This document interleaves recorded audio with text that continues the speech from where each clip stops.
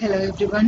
നമ്മുടെ രണ്ടാമത്തെ instruments of capital മാർക്കറ്റിന്റെ അടുത്ത സ്ലൈഡ്സിലൂടെയാണ് നമ്മൾ പോകുന്നത്. കാരണം ഇതൊരു we have to complete it with like 3 or 4 PPT because it's a very huge topic. So let's start with what are the other instruments of capital market. So we just completed with preference shares, equity shares and deferred shares in last class. So we just have to make a distinction between all this thing. This is already we have discussed. So you just have to make a look on this. Another one is right shares. Nammal equity shares parnu, preference shares parnu, deferred shares parnu. ഇനി അത് കഴിഞ്ഞിട്ട് നമുക്ക് വരുന്ന share ആണ് right shares. അപ്പോൾ അതെന്താണെന്ന് പറയാം. Right shares are a proportionate number of shares available to all existing shareholders of the company which can be bought at a given price, usually at a discount to current market price for a fixed period of time. ഒരു current market പ്രൈസിനകത്ത് ഷെയറുകൾ നമ്മൾ കമ്പനിയിൽ വാങ്ങിക്കുന്നതിനെയാണ് നമ്മൾ എന്ത് പറയാം, right shares എന്നുള്ള പേരിൽ പറയുന്നത്. അത് നമ്മൾ കമ്പനിയുടെ ആ ഒരു പെർട്ടിക്കുലർ മാർക്കറ്റ് ടൈമിൽ അവൈലബിൾ ആയിട്ടുള്ള റേറ്റ് അനുസരിച്ചിട്ടാണ് പറയുക. ഫോർ എക്സാമ്പിൾ പറയുന്നത്, company announcing right issue of 2:3 at 2:3 rupees 100 per share. Current share price rupees 130 per share is issuing to 2 new right shares for every 3 shares held by the shareholders for the company. Example onnu ningal parayana, it's a little difficult for you to understand. So you have to say what is right shares. Right shares nu parnayal company provide cheyna shares neയാണ് right shares nu paraya. Then another one പറയുന്നത്, ഇനി നിങ്ങൾ പോകേണ്ടത് what are the important point on right shares എന്നുള്ളത് നോക്കിയാൽ മതി കേട്ടോ. ഒന്ന് പറയുന്നത്, the price at which these shares are offered to the existing shareholders is normally below the market price. സാധാരണ ഇത് കൊടുക്കുന്നത് നോർമൽ മാർക്കറ്റ് പ്രൈസിന് ബിലോ ആയിട്ടാണ് സാധാരണ ഇത് കൊടുക്കുന്നത്. 130 രൂപയാണ് ഇതിനകത്ത് മാർക്കറ്റ് പ്രൈസിനിടയിൽ 100 രൂപയ്ക്കാണ്. അതാണ് എക്സാമ്പിൾ പറഞ്ഞത്. അത് കുറച്ച് കൺഫ്യൂസിങ് ആയതുകൊണ്ടാണ് ഞാനത് നിങ്ങളോട് പഠിക്കേണ്ടെന്ന് പറഞ്ഞത്. സോ മാർക്കറ്റ് പ്രൈസിനും താഴെയായിട്ടാണ് നമ്മൾ റൈറ്റ് ഷെയർസ് കൊടുക്കുന്നത് കേട്ടോ. അടുത്തത് പറയുന്നത്, the existing shareholders thus have a specific advantage in the sense that market price of the shares offered is more than its issue price. അതായത് market price of shares is more than issue price ആണ് പറയുക. കാരണം issue price എന്ന് വെച്ച് കഴിഞ്ഞാൽ നമ്മൾ കിട്ടുന്ന price, വാങ്ങിക്കുന്ന ഷെയർ ഹോൾഡറിന് ഷെയർ കിട്ടുന്ന പ്രൈസിനാണ് ഇഷ്യൂ പ്രൈസ് എന്ന് പറയുക. ആ ഇഷ്യൂ പ്രൈസ് എപ്പോഴും market പ്രൈസിനേക്കാളും shares offered is more than its issue price. Market price എപ്പോഴും ഷെയർ ഇഷ്യൂ പ്രൈസിനേക്കാളും കൂടുതലായിരിക്കും കേട്ടോ. അടുത്തത്, companies typically issue right to give their existing shareholders the opportunity to buy additional shares before other base. ഇത് എന്തിനു വേണ്ടിയിട്ടാന്ന് വെച്ച് കഴിഞ്ഞാൽ ഇങ്ങനെ കുറച്ച് കൊടുക്കുന്നത് അഡീഷണൽ ഷെയർസും കൂടി വാങ്ങിക്കാൻ വേണ്ടിയിട്ടുള്ള ഒരു ഓപ്പർച്യൂണിറ്റി കൊടുക്കാൻ വേണ്ടിയിട്ടാണ് ഇത് കൊടുക്കുന്നതെന്നാണ്. And also to enable current share holders to maintain their proportionate stake in the company. അവർക്ക് ആ കമ്പനിയിൽ അവരുടെ ഒരു സ്റ്റേക്കിംഗ് ലൈക്ക് അവരുടെ ഒരു എക്സിസ്റ്റൻസ് നിലനിർത്താൻ കൂടി വേണ്ടിയിട്ടാണ് ഇങ്ങനെ കൊടുക്കുന്നതെന്നാണ് പറയുന്നത്. So these are the 3 important points you have to study. Another one is the advantage of issuing right shares, and then advantage. As it is issued to the existing shareholders, there are less chances of losing control over the shareholders. Shareholders-ne control ചെയ്യുന്നതിന് less chance ആണ് ഉണ്ടാവുന്നതെന്ന് പറയുന്നത്. The company need not spend money on advertisement and other new issue cost. കമ്പനി ആണെന്നുണ്ടെങ്കിൽ അഡ്വർടൈസ്മെന്റിനൊന്നും കൂടുതലായിട്ട് പൈസ ചിലവാക്കേണ്ടി വരുന്നില്ല ഏതിലൂടെ റൈറ്റ് ഷെയർസിനുണ്ട്. ബിക്കോസ് ഓൾറെഡി ഷെയർ ഹോൾഡേഴ്സ് വന്നുകൊണ്ടിരിക്കുകയാണ്. കാരണം മാർക്കറ്റ് പ്രൈസ് 1000 ആണെന്നുണ്ടെന്നുണ്ടെങ്കിൽ അവർക്ക് 800 രൂപീസിനായിരിക്കും ഷെയർ കിട്ടുന്നത് അല്ലേ. അപ്പോൾ 200 രൂപീസ് അവർക്ക് ലാഭമാണ്. അപ്പോൾ അതുകൊണ്ട് തന്നെ ഒരുപാട് ഷെയർ ഹോൾഡേഴ്സ് വരുന്നത് കൊണ്ട് തന്നെ കമ്പനിക്ക് പ്രത്യേകിച്ച് അഡ്വർടൈസ്മെന്റ് കോസ്റ്റ് ഒന്നും വരുന്നില്ല എന്നുള്ള രീതിയിലാണ് just seeing like that. Okay, അപ്പോൾ ഇത്രയും നിങ്ങൾ പഠിച്ചാൽ മതി കേട്ടോ. എന്താണ് റൈറ്റ് ഷെയർ, അതിൻ്റെ ഇമ്പോർട്ടൻറ്റ് പോയിന്റ് എന്നാണ്, അതിൻ്റെ അഡ്വാൻറ്റേജ് എന്നാണ്. എക്സാമ്പിൾ ഒന്നും you don't have to write it, അത്രയും ചെറുതായിട്ട് പഠിച്ചാൽ മതി. അനദർ വൺ പറയുന്നത് ബോണസ് ഷെയർ. അടുത്ത ഷെയർ ആണ് ബോണസ് ഷെയർ എന്ന് പറയുന്നത്. ബോണസ് എന്ന് പറഞ്ഞാൽ നമുക്കറിയാം അല്ലേ. Bonus share mean new shares given free of cost to all the existing shareholders of the company in proportion to their holding. Free of കോസ്റ്റിൽ കൊടുക്കുന്നതാണ്. അതാണ് ബോണസ് ഷെയറിന് ബോണസ് ഷെയർ എന്ന് പറയുന്നത് കേട്ടോ. Bonus shares are unlike right shares. They are issued for free to the shareholders. Bonus issues are generally issued by profit-making companies by capitalizing the free reserve. ഇത് സാധാരണ മറ്റേ നമ്മൾ ആദ്യം പറഞ്ഞ പോലത്തെ റൈറ്റ് ഷെയർ പോലെയൊന്നുമല്ല. ഇത് ഫ്രീ ഓഫ് കോസ്റ്റ് ആയിട്ട് ഒരു ഷെയർ ഹോൾഡറിന് കൊടുക്കുന്നതാണ് അവരുടെ പ്രോഫിറ്റ്. എല്ലാ കമ്പനികൾക്കും കൊടുക്കാനായിട്ടും പറ്റില്ല. ഒരുപാട് ലാഭം ഹോൾഡ് ചെയ്യുന്ന കമ്പനികളുണ്ടല്ലോ, അവർക്കാണ് ബോണസ് ഷെയർ കൂടുതലായിട്ട് അവരുടെ ആളുകൾക്ക് കൊടുക്കാൻ പറ്റുന്നുള്ളതാണ് പറയുന്നത്. അപ്പോൾ എന്തൊക്കെയാണ് അത് ഫുൾഫിൽ ചെയ്യാനുള്ള കണ്ടീഷൻസ്, ഫുൾഫിൽ ചെയ്യാനുള്ള കണ്ടീഷൻസ് എന്തൊക്കെയാണ് ഇതാണ് പറയുന്നത് കേട്ടോ. ഫുൾഫിൽ ചെയ്യാനുള്ള കണ്ടീഷൻസ് പറയുന്നത്, bonus issue should be authorised by the articles of the association. നമ്മുടെ കമ്പനിയുടെ അസോസിയേഷൻ്റെ ആർട്ടിക്കിൾസ് ഫുൾഫിൽ ചെയ്യാൻ പറ്റുന്നതായിരിക്കണം, എന്നാൽ മാത്രമേ ഇത് കൊടുക്കാൻ പറ്റുള്ളൂ. Share holders must sanction in general meeting on recommendations of the board of company. Board of ഡയറക്ടേഴ്സിൻ്റെ റെക്കമെൻഡേഷൻസ് എല്ലാം ഷെയർ ഹോൾഡേഴ്സ് സാറ്റിസ്ഫൈ ചെയ്യണം. SEBI guidelines should be compiled. Security and exchange board of ഇന്ത്യയുടെ റെഗുലേഷൻസ് ഒക്കെ നമ്മളത് കമ്പൈൽ ചെയ്ത് പോകണം. In case of loan from financial institution, company should obtain their permission. Financial ഇൻസ്റ്റിറ്റ്യൂഷൻസിനകത്ത് നിന്ന് ലോൺ ഉണ്ടെന്നുണ്ടെങ്കിൽ കമ്പനി അവരുടെ പെർമിഷൻ കിട്ടണം. Stock exchange should be intimated. Stock എക്സ്ചേഞ്ചിനെ ഈ കാര്യങ്ങൾ അറിയിച്ചിരിക്കണം. ഇത്രയും കാര്യങ്ങളാണ് എന്തിൽ പറയുന്നത്, ബോണസ് ഷെയറിനകത്ത് പറയുന്നത്. അപ്പോൾ എന്താ നമ്മൾ പറഞ്ഞത്, അത് ഫ്രീ ഓഫ് കോസ്റ്റ് ആയിട്ടാണ്. കമ്പനികൾ അത് ഫ്രീ ഓഫ് കോസ്റ്റ് ആയിട്ട് കൊടുക്കില്ല. പ്രോഫിറ്റ് അധികമുള്ള കമ്പനികളാണ് കൂടുതലായിട്ടും ഇത് കൊടുക്കുക. പിന്നെ അത് സാറ്റിസ്ഫൈ ചെയ്യേണ്ട കണ്ടീഷൻസ് മാത്രം നിങ്ങൾ പഠിച്ചാൽ മതി കേട്ടോ. ഇതാണ് ബോണസ് ഷെയർ പറയുന്നത്. Hope it's clear for you. അടുത്തത് വരുന്നതാണ് ബ്ലൂ ചിപ്പ് ഷെയർസ്. ഇതൊക്കെ വളരെ ഷോർട്ടാണ് കേട്ടോ. So it's very easy for you to study. Blue chip share എന്ന് പറഞ്ഞു കഴിഞ്ഞാൽ, blue chip stock the stock of a large well established and financially sound company that has operated for many years. കാരണം വലിയ വലിയ കമ്പനികളുണ്ടല്ലോ, ഇപ്പോൾ Reliance, Tata, അങ്ങനെയൊക്കെയുള്ള ഒരുപാട് വലിയ കമ്പനികൾ ഒരുപാട് കാലങ്ങളായിട്ട് അവരങ്ങനെ കൊടുത്തു വരുന്ന ഒരു ഷെയറാണ് ബ്ലൂ ചിപ്പ് ഷെയർ എന്നുള്ളൊരു പേരിൽ പറയുന്നത്. Blue chip stock typically has a market capitalization in the billions, is generally the market leader or among the top 3 companies in the sector. കാരണം ഇതെല്ലാവർക്കും കൊടുക്കാൻ പറ്റുന്നതല്ല. Blue chip stock typically has a market capitalisation in ബില്യൻസിനകത്തുള്ള ഒരു market ക്യാപിറ്റലൈസേഷനാണ് അത് വരുന്നത്. മാർക്കറ്റിനെ capitalise ചെയ്യണം. മാർക്കറ്റിനകത്ത് മുഴുവനായിട്ട് ബില്യൻസിനകത്താണ് അവർ ഇൻവെസ്റ്റ് ചെയ്യുന്നത്. Is generally the market leader. അതാരായിരിക്കും, ഒരു മാർക്കറ്റ് ലീഡർ ആയിരിക്കും. Or among the top 3 companies in its sector. അല്ലെങ്കിൽ ആ കമ്പനികളിൽ തന്നെ ഏറ്റവും ടോപ്പായിട്ടുള്ള 3 സെക്ടർ ആയിരിക്കും എന്നാണ് പറയുന്നത്.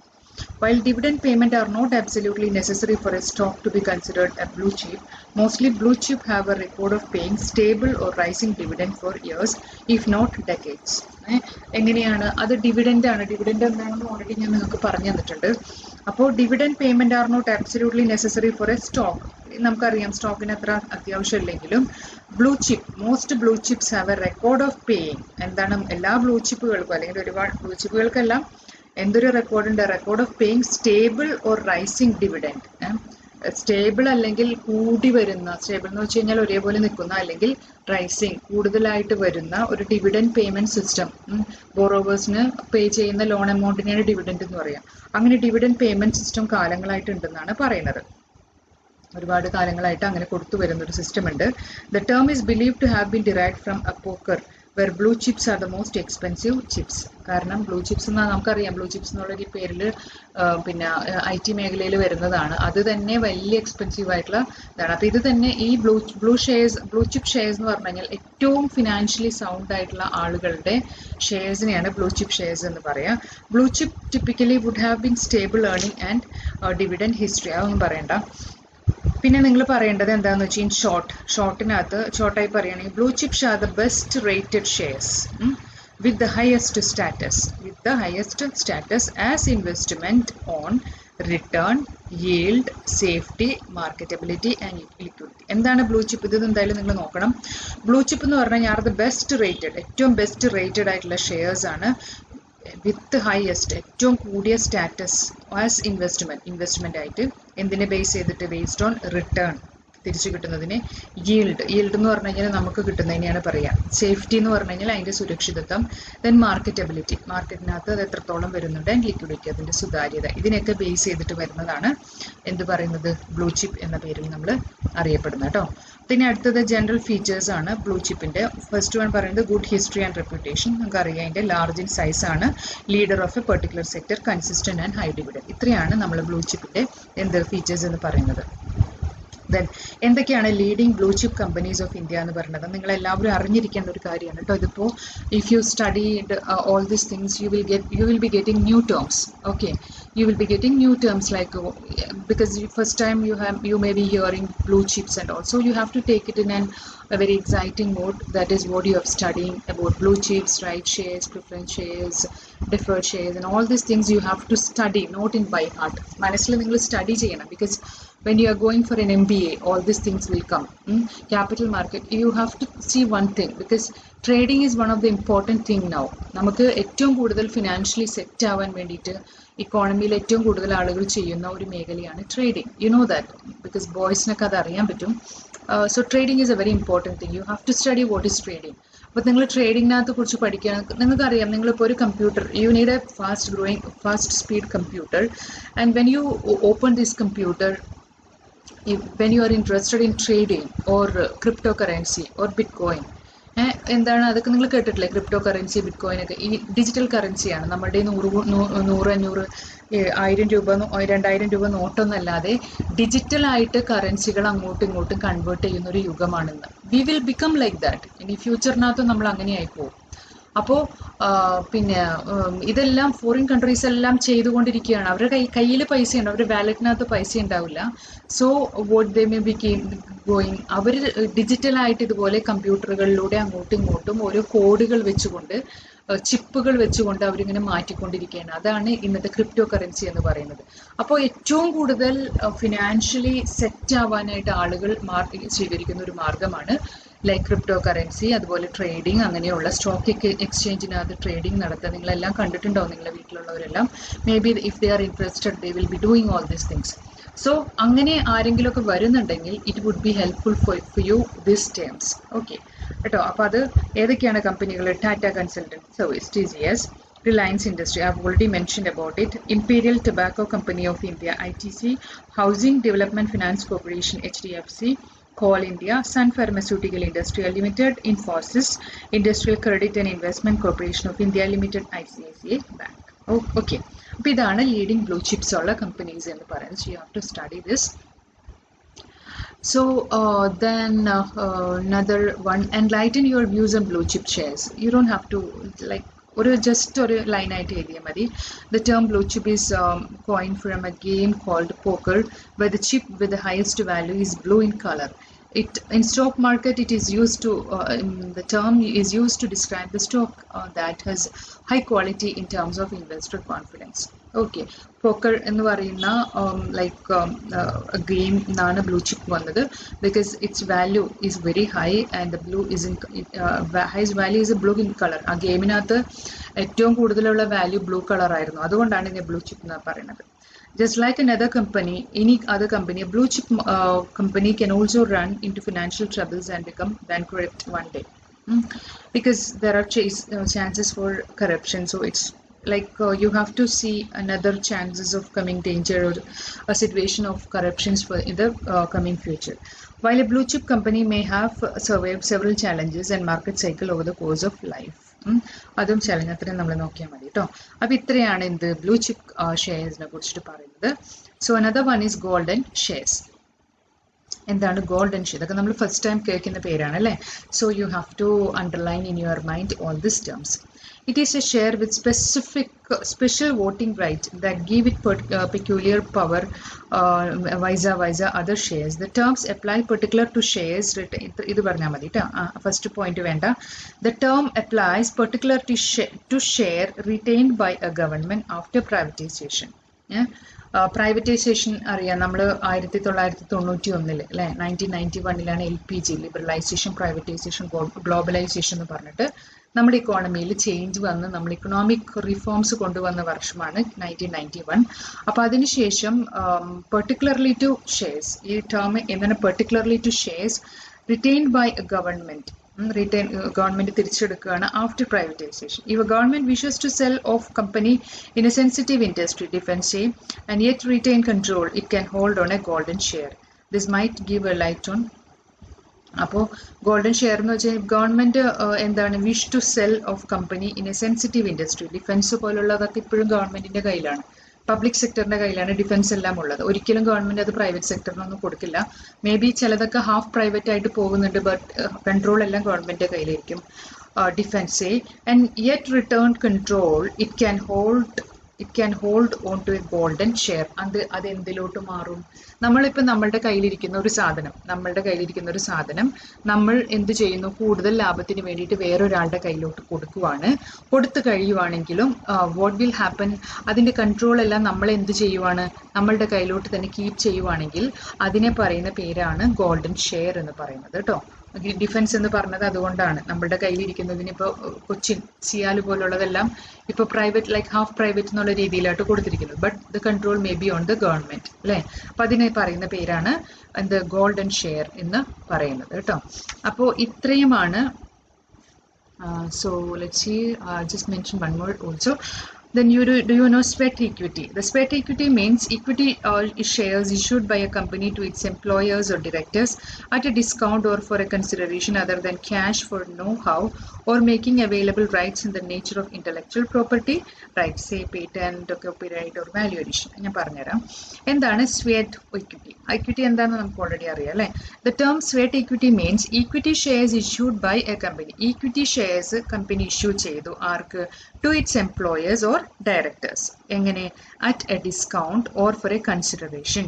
ഒരു ഡിസ്കൗണ്ടിലോ അല്ലെങ്കിൽ ഒരു പരിഗണനയിലോ, അതർ ദാൻ ക്യാഷ് അല്ലാതെ, ഫോർ നോ ഹൗ, ഒരു ടെക്നിക്കൽ ഒരു അറിവിന് വേണ്ടിയിട്ടോ, അല്ലെങ്കിൽ മേക്കിംഗ് അവൈലബിൾ റൈറ്റ്സ്, അല്ലെങ്കിൽ എന്തിനു വേണ്ടി? Making available rights in the nature of intellectual property right, അല്ലെങ്കിൽ IPR എന്ന് പറയും. ഇന്റലക്ച്വൽ പ്രോപ്പർട്ടി റൈറ്റ് എന്ന് പറഞ്ഞു കഴിഞ്ഞാൽ, ഇപ്പം ഞാനൊരു ബുക്ക് എഴുതി എന്ന് വിചാരിക്കുക. ആ ബുക്ക് എഴുതുമ്പോൾ അതിന്റെ കോപ്പി റൈറ്റ് എനിക്കാണ്. ഇപ്പൊ Arundhati Roy God of small things എന്ന് പറയുന്ന ബുക്ക് എഴുതി, ആ അരുന്ധതി റോയ് 100 റീപ്രിന്റ് എടുത്തു. ആ റീപ്രിന്റ് എടുക്കുമ്പോഴൊക്കെ അതിന്റെ കോപ്പി റൈറ്റ് അല്ലെങ്കിൽ അതിന്റെ ഫൈനൽ റൈറ്റ് എന്ന് പറയുന്നത് അവരുടെ കയ്യിലാണ്. ഇപ്പൊ ഞാൻ ബുക്ക് എഴുതിയിട്ടുണ്ട്, എൻ്റെ ബുക്കിന്റെ അൾട്ടിമേറ്റ് റൈറ്റ് എന്ന് പറയുന്നത് എൻ്റെ കയ്യിലാണ്. ആ റൈറ്റ് ഞാൻ കൊടുത്താൽ മാത്രമേ അടുത്ത ഇഷ്യൂ ചെയ്യാൻ പറ്റുള്ളൂ. കോപ്പി റൈറ്റ് എന്ന് പറയുന്നത് ഓതറുടെ കയ്യിൽ കിട്ടുന്ന റൈറ്റ് ആണ്. അതിനെയാണ് ഇന്റലക്ച്വൽ. കാരണം ഭൗതിക വിജ്ഞാനം എന്ന് പറയുന്നത് നമ്മുടെ ഇന്റലക്ട്, നമ്മുടെ ബുദ്ധി ഉപയോഗിച്ചിട്ടാണല്ലോ നമ്മൾ ബുക്ക് എഴുതുന്നത്, അല്ലെങ്കിൽ നമ്മളുടേതായിട്ടുള്ള ഒരു ഇന്നോവേഷൻ കണ്ടുപിടിക്കുന്നത് നമ്മുടെ ബുദ്ധി ഉപയോഗിച്ചിട്ടാണ്. നമ്മളുടെ മാത്രം ബുദ്ധിയാണത് അല്ലെ, വേറൊരാളുടെ ബുദ്ധിയല്ല അത്. ഒരു കണ്ടുപിടുത്തം, ഇന്നോവേഷനും എല്ലാം നമ്മളുടെ ഇന്റലക്ച്വൽ ആണ്. അത് നമ്മളുടെ മാത്രം റൈറ്റ് ആണ്. അങ്ങനെയുള്ളൊരു റൈറ്റിനെയാണ് നമ്മൾ ഇന്റലക്ച്വൽ പ്രോപ്പർട്ടി റൈറ്റ് എന്ന് പറയുന്നത്. അപ്പൊ ഇതാണ് sweat equity. The idea behind the issue of sweat equity is that an employer or director works best when he has a sense of belongingness and it's simply rewarded. എന്തിനു വേണ്ടിയിട്ടാണ് ഈ ഒരു ഇതിന്റെ behind idea എന്ന് പറയുന്നത്? Employer or director, employee അല്ലെങ്കിൽ director works best. എങ്ങനെയാണ്? Work വളരെ നന്നായിട്ട് വർക്ക് ചെയ്യാണ്. When he has A sense of belongingness, അല്ലെങ്കിൽ അവർക്ക് ഒരു റിവാർഡ് കിട്ടുന്ന അവസരത്തിൽ, അല്ലെങ്കിൽ അവർക്കൊരു അംഗീകാരം കിട്ടുന്ന അവസരത്തിൽ വളരെ ബെസ്റ്റ് ആയിട്ട് വർക്ക് ചെയ്യുമ്പോഴാണ് അവർക്ക് ഈ ഒരു ഇതുണ്ടാവുന്നതെന്ന് പറയുന്നത്. അതാണ് സ്വെറ്റ് ഈക്വിറ്റി എന്ന് പറയുന്നത്. ലാസ്റ്റ് വരുന്നതാണ് ബൈബാക്ക് ഓഫ് ഷെയർസ്. എന്താണ് ബൈബാക്ക് ഓഫ് ഷെയർസ് എന്ന് പറയുന്നത്? Buyback is a method of cancellation of share capital. Share capital cancel ചെയ്യാണ്. It leads to reduction in the share of capital of the company as oppose to the issue of shares. അതെന്ത് ചെയ്യുന്നു? കമ്പനിയുടെ മൊത്തം ഷെയറിനെ ബാധിക്കുവാണ്. കാരണം കമ്പനിയുടെ മൊത്തം share കുറയുന്നു. Which result in an increase in share capital. Share ക്യാപിറ്റലിനകത്ത് ഒരു ഇൻക്രീസ് ഉണ്ടാവുകയാണ് ചെയ്യുന്നത്. അപ്പോൾ ഇതിനെയാണ് ബൈബാക്ക് എന്ന് പറഞ്ഞാൽ. അത്രയും ജസ്റ്റ് മനസ്സിലാക്കിയിരുന്നാൽ മതി. ചെറിയ ക്വസ്റ്റ്യൻ, വൺ വേർഡ് ഒക്കെ ചിലപ്പോൾ ചോദിക്കും. What is buyback of shares, what is sweat equity, what is golden share എന്നൊക്കെ ചോദിക്കുമ്പോൾ നമ്മൾ അറിയാൻ വേണ്ടിയിട്ട് പഠിക്കുന്ന ചെറിയ പോയിന്റുകളായിട്ട് മാത്രം you have to study all these things. Okay, so we can stop this now and we can start. കുറച്ചും കൂടി അധികം പോയിന്റ്സ് ഉണ്ട്. Then we can start we can continue